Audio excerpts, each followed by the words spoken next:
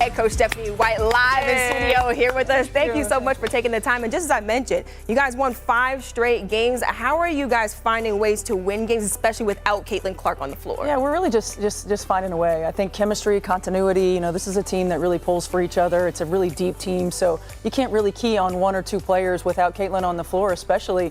And they've got connectivity on both ends. I think our defense has improved. Offensively, we're moving the ball, getting a lot of players' touches. The ball's finding the right shot, and it's just been a really fun group. Stephanie White just showed up on ESPN and dropped some major bombs about Caitlin Clark's return that nobody saw coming. The changes she's planning for Clark's role have fans completely losing their minds. And honestly, some of what she said is going to make people very uncomfortable. This whole situation just got way more interesting. Do you think Stephanie White is making the right call with these changes to Caitlin's role? So, Stephanie White decided to make a surprise appearance on ESPN. And let me tell you, nobody was expecting this interview to happen. The woman just casually strolled onto national television and started talking about Caitlin Clark's return like it was no big deal. But the things she said about Clark's new role, that's where it gets spicy. And don't look now, but the hottest team in the WNBA are the Indiana Fever. They've won 5 straight games, which ties their longest win streak in the last 10 seasons. Kelsey Mitchell and Aaliyah Boston have dominated, averaging 19 and 15 points per game, respectively. And the Fever have kicked it up a level as of late with their longest active win streak in the W right there. Indiana has also moved up, and the standings are now just a game and a half back of second place. First off, let's talk about the timing here. The Indiana Fever are sitting pretty with a 5-game winning streak, and everyone's been pushing this ridiculous narrative that they're somehow better without their biggest star. It's like watching people try to convince you that a restaurant is better when they remove their most popular dish from a menu. Makes 0 sense. But here we are. White went on ESPN and started talking about how Clark demands so much gravity on the defensive end of the floor. Now, that's an interesting way to put it, because what she's really saying is that teams are so scared of Caitlin that they're throwing multiple defenders at her. But instead of calling it what it is, respect for generational talent, she's framing it like Clark is some kind of defensive magnet. And speaking of Caitlin Clark, she's only played 13 of 29 games. She's been in and out of the lineup, obviously, with the injuries. When you take a look at Caitlin Clark, one, what's her status? And also, what's the plan to get her back out there on the court? Yeah, it's day-to-day right now. Yeah. We're really just putting no timetable on it, going through the rehab process, and then we want to reintegrate her from a strength and conditioning standpoint, and then get her back to basketball activities. So we're taking it one day at a time, really slow rolling it, slow playing it this time. She tried to come back a couple of times and just had setbacks along the way. So the most important thing for us is Caitlin's long-term health, getting her back to 100% before we put her back on the floor. The whole thing feels like damage control. Honestly, the Fever have been getting all this praise for their winning streak without Clark. And now White has to figure out how to reintegrate the player who's literally the reason anyone cares about this team in the first place. It's like trying to explain why you need the sun when everyone's been celebrating how nice the weather is during an eclipse. Turn to the floor. How is she going to help elevate this team even more down the stretch of the season? Well, she demands so much gravity on the defensive end of the floor. She's constantly seeing multiple players, and she makes the right reads and makes the right plays for our group. So she's going to continue to allow us to stretch the floor. We're going to be able to, I think everybody else will be able to get more higher percentage looks because of what she demands on the defensive end of the floor. And she brings our own defensive versatility because of her length, because of her size. White talked about how Clark's return will make everyone else get higher percentage looks, which is coach speak for. Other players will have easier shots because teams will be too busy trying to stop Caitlin.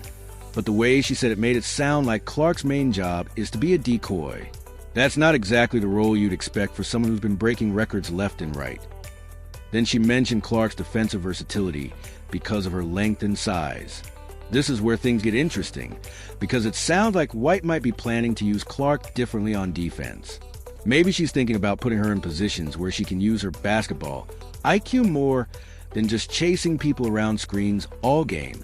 It is not easy to go from having a ball-dominant player like Caitlin Clark on your team one day, and then not on your team for long stretches, and then back, and then back, and then not out.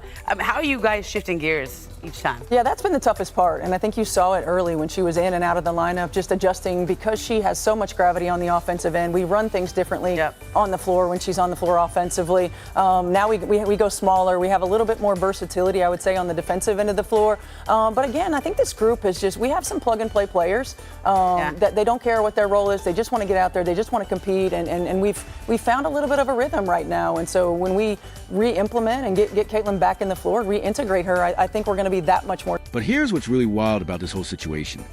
The Fever are 8-7 without Clark, and they were 8-5 with her.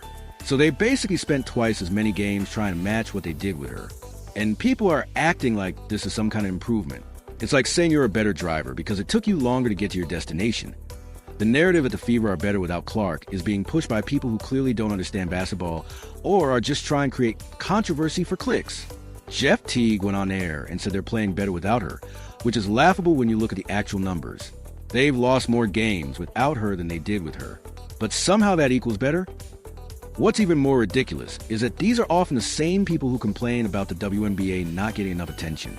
Then, when someone comes along who actually brings eyeballs to the league, they want to tear her down. It's like complaining about being broke and then throwing away money when someone hands it to you. The business side of this is what makes the whole thing even more frustrating.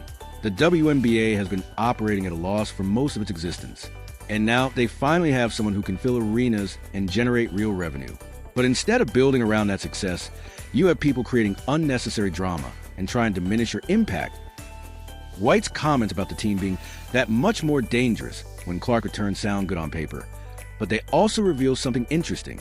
If the team is going to be more dangerous with her, then obviously they're not as dangerous without her. It's basic logic. But somehow that point gets lost in all the noise. Strong statements about the officiating in the WNBA this season. Everybody has. Everybody's been talking about the physicality and everything like that. What's been the difference since you made that statement to what you're seeing right now? I don't know if there's been a lot of difference. I think the biggest thing is that we just want accountability, right? We want everybody to continue to grow. This league and the players are as good as it's ever been, and they are as good and as versatile as they've ever been, and we want that trend to continue to grow in all facets of our league. And you know, no one has been shy about speaking up about it. The players deserve it. Our game. The way White described Clark's impact on stretching the floor is telling. 2. She's basically admitting that the offense operates differently when Clark is on the court, which means all this talk about the team finding their identity without her is kind of pointless. They're playing one style of basketball without her and a completely different style with her. This whole situation reminds me of how people used to talk about other superstars in different sports. There's always this weird resistance to acknowledging greatness when it's happening right in front of you. Instead of celebrating what Clark brings to the table, too many people are looking for reasons to downplay her contributions. The injury management aspect of this story is interesting, too. White mentioned they're taking it one day at a time and don't want any setbacks. That's smart, but it also shows how careful they're being with their most valuable asset. You don't take that kind of care with someone who isn't crucial to your success. The fact that Clark has only played 13 out of 29 games this season is actually pretty shocking when you think about it. She's missed more than half the season, and the team is still competitive. But that doesn't mean they're better without her. It means the supporting cast has stepped up in her absence, which is what good teams do to White's comments about the team having connectivity on both ends without Clark is another one of those statements that sounds good, but doesn't really make sense when you examine it. If they have better connectivity without their best player, what does that say about how they were using her before? The depth argument is interesting, too. White mentioned they can't key on one or two players without Clark on the floor, but that's kind of the point of having a superstar. You want teams to have to focus their defensive attention on one player, so everyone else can get better looks. That's basketball 101. All this talk about chemistry and continuity is fine, but let's be real about what's happening here. The team has learned to play without their best player because they had to, not because it's better. It's like learning to walk with a broken leg. You figure it out, but that doesn't mean you're better off with the injury. The defense has supposedly improved without Clark, according to White, but that's not really surprising. When you don't have your best offensive player, you tend to focus more on the defensive end because, scoring is going to be harder. It's a natural adjustment, not some revolutionary discovery. White mentioned that they're moving the ball more and getting more players touches, which again sounds like they're adapting to not having their primary playmaker. Clark is the kind of player who can create her own shot and make plays for others. So, when she's not there, everyone else has to work harder to generate offense. The whole finding the right shot comment is interesting because Clark is usually the one taking and making the shots that other players can't. When she's not there, they have to settle for different looks, which might explain why their shooting has been inconsistent during this winning streak. White talked about the team being incredibly resilient, which is coach speak for, "We've had to overcome a lot of adversity." But the main source of that adversity has been not having their best player available. It's like praising someone for being resilient during a power outage. Sure, they adapted, but they'd rather have electricity back on. The whole reintegration process White described sounds more complicated than it should be. If Clark makes the team better, bringing her back should be relatively straightforward. The fact that it's being treated like some complex operation suggests there might be more going on behind the scenes. That White's comments about going smaller and having more versatility without Clark are particularly interesting. It sounds like they've been playing a different style of basketball entirely, which raises questions about whether they'll stick with that approach or go back to what worked with Clark in the lineup. The plug-and-play